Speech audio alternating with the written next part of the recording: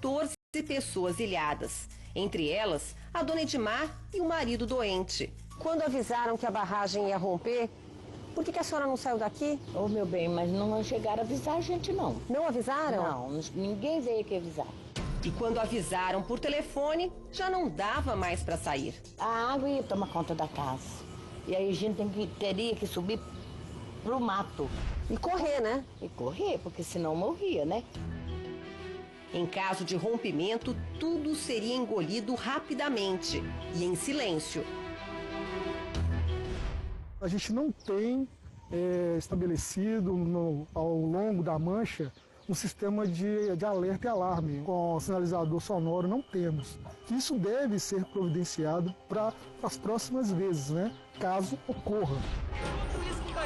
Os bombeiros alertaram para o risco de rompimento da barragem da usina do Carioca, em Pará de Minas, no começo da noite do último domingo. A informação é 99% de que a barragem pode romper. Em caso de rompimento, em apenas 20 minutos, a inundação pode atingir toda essa região, onde vivem mais de 130 mil pessoas e que inclui as cidades de Pará de Minas, Conceição do Pará, Pitangui e Onça de Pitangui. A vazão de água que está chegando nos rios tem aumentado ao longo dos anos porque a gente tem desmatado, a gente tem impermeabilizado o solo nas áreas urbanas e acaba que a água, em vez de filtrar mais no terreno, ela escoa mais. Então você acaba, nesses eventos de chuva mais intensa, aumentando o aporte de água nas calhas das drenagens. E aí o risco de inundação aumenta.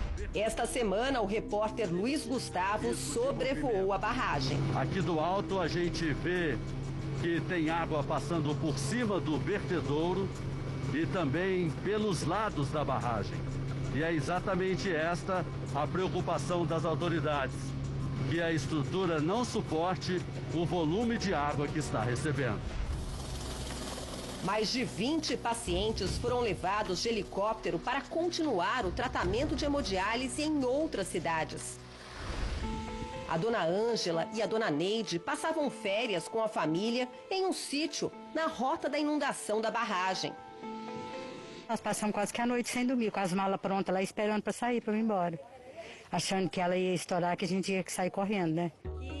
O filho da dona Ângela, de 62 anos, era um dos pacientes que precisavam fazer hemodiálise. Mas os helicópteros ainda não tinham chegado.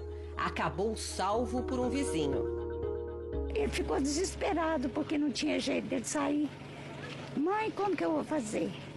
Aí o motoqueiro pegou e levou. Hoje, graças a Deus, ele já estava lá fazendo hemodiálise. Por segurança, barcos só puderam ser usados quando a chuva deu uma trégua. Priorizávamos aquelas que necessitavam de suporte imediato, de suporte médico, e acesso àquela pessoa, se por embarcação ou por aeronave. Nos dias mais críticos, a água jorrava ali pela crista, num nível de 1,20 m mais ou menos, de acordo com as autoridades. Com a redução das chuvas na região, houve uma diminuição significativa. O que impressiona também é ver de perto os danos provocados em toda a lateral aqui da barragem. Terra que cedeu dos dois lados. De acordo com a Defesa Civil, a chance de colapso da estrutura caiu bastante, desde que a água passou a jorrar com menos intensidade. A barragem Usina do Carioca pertence à Companhia de Tecidos Santanense.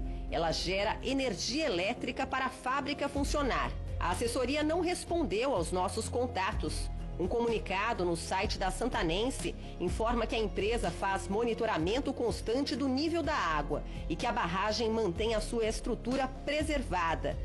A companhia pede para que a população siga a orientação das autoridades e continue afastada da região. A barragem do Carioca fica a alguns quilômetros daqui. Esta é uma das áreas de Conceição do Pará que correm o risco de sumir em caso de rompimento. Quando a chuva começou, algumas famílias foram embora, deixaram tudo para trás. Outras resolveram ficar. Os moradores receberam autorização para voltar e limpar as casas. conferir os estragos. Gilmar perdeu tudo: móveis, eletrodomésticos. Deu para levar o quê naquele dia que o senhor tomou a decisão de ir embora? Nada, só a roupa do corpo. Só que nós somos a roupa do corpo, mais nada. Nem o carro aqui nós não tiramos, que podia ter tirado, colocar lá, mas nós não imaginava de vir essa água desse jeito. Um pouco mais abaixo da barragem, a enchente também alagou essa chácara. Dos 1.200 porcos, metade morreu afogada. Um prejuízo de R$800 mil. Eles pediam socorro a todo momento, a gente chegava próximo, eu com água acima da cintura, me arriscando para salvar eles. Nós tiramos todos na mão, animal por animal com a mão, nos braços, animal até de 120 quilos.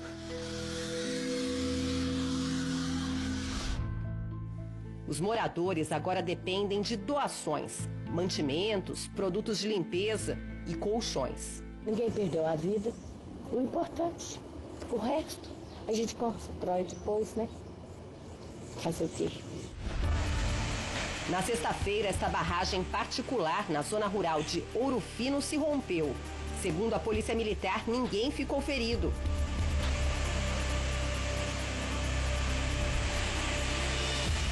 Em Nova Lima, a barragem Mina do Pau Branco transbordou e deixou milhares de moradores isolados. Você tá doido, olha. Em função de uma demanda por minérios que vem crescendo nos últimos 30 anos, houve a necessidade de aumentar a produção. E para aumentar a produção, você teve que aumentar todas as estruturas que são utilizadas na mineração. Então, se você tem, por exemplo, estruturas de mineração ou rodovias ou ferrovias que não foram bem projetadas, você pode aumentar o risco de haver esse tipo de acidente durante o período de chuva. A mineradora Valurec, proprietária da mina, foi multada em quase R$300 milhões. Em nota, a empresa disse que o dique onde houve o transbordamento encontra-se íntegro e que reforçou as medidas para garantir a segurança das estruturas da mina, com monitoramento 24 horas por dia. Desse reservatório? Ainda em Nova Lima, os moradores do distrito de Macacos estão preocupados com a barragem B3-B4 da mina Mar Azul. Os vídeos divulgados em redes sociais mostram acúmulo de lama e desmoronamento de encostas. Lá em cima é aonde que está a B3-B4, que é a barragem que, se romper, o rejeito vai ser acumulado neste ponto aqui. Segundo a Agência Nacional de Mineração, no Brasil há 3 barragens com risco iminente de se romper e a retirada de moradores é obrigatória. A B3-B4 de Nova Lima, a Forquilha 3 em Ouro Preto e a Sul Superior de Barão de Cocais, todas no estado de Minas Gerais. 6 estruturas estão no nível 2. Elas correm risco de rompimento, mas a saída da população é recomendada, não obrigatória. E 21 barragens estão no nível 1, quando há algum tipo de problema, mas a população não precisa sair. Desse reservatório? A Vale, responsável pelas 3 barragens em alerta máximo, informou que faz monitoramento em tempo real e que elas não apresentam alteração estrutural. Disse também que pretende eliminar completamente barragens desse tipo até o ano de 2035. O risco de rompimento traz de volta as lembranças de 2 das piores tragédias ambientais do Brasil. No dia 5 de novembro de 2015, o colapso na barragem do Fundão, em Mariana, liberou um tsunami de 60 milhões de metros cúbicos de rejeitos de minério. 19 pessoas morreram e os responsáveis ainda não foram julgados.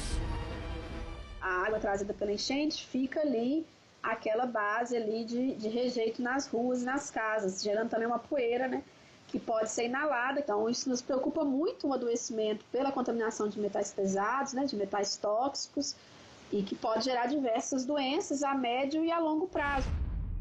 A mina pertence a Samarco, a Fundação Renova, responsável pelo trabalho de reparação, disse que já desembolsou mais de 18 bilhões de reais em diversas ações e que já indenizou 359 mil pessoas atingidas.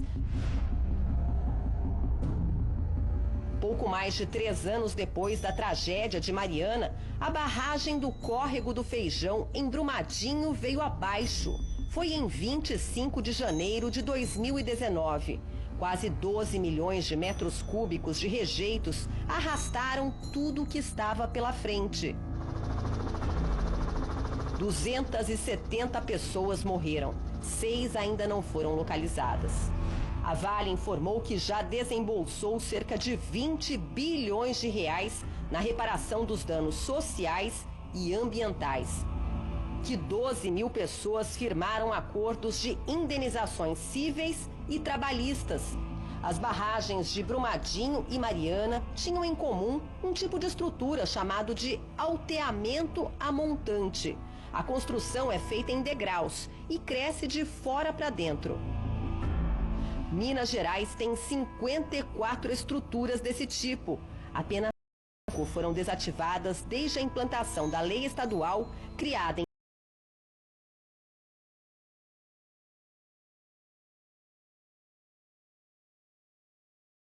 com empresas